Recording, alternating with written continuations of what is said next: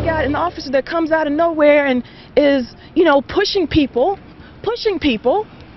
and then takes out and just goes shh with his pepper spray.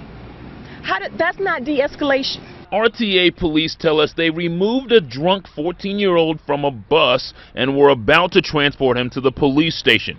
At the same time, the Black Lives Matter National Conference in Cleveland just ended. Folks were asking what was going on. All of us just seen what happened to Sandra Bland in Texas. And so forgive us if we're a little concerned. Within minutes, a few officers turn into several and a few activists turn into a crowd. And they began to form kind of a barricade around the cars, telling them to urging the police officers to let the young man go, but they wouldn't. And then when they were linking arms and just kind of doing chants and things like that, they started, one of the police officers began pepper spraying just the whole line. They were like, got to the ground, they were on the ground like covering their faces. He was still like macing them like towards the ground. Police say they escorted the juvenile to a waiting EMS and then released him to his mother.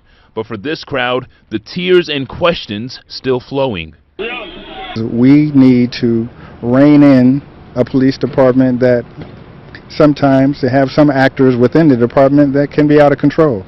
This is a classic example of why the DOJ had to come in and investigate, and why we have a consent decree, and why we need community voice and input.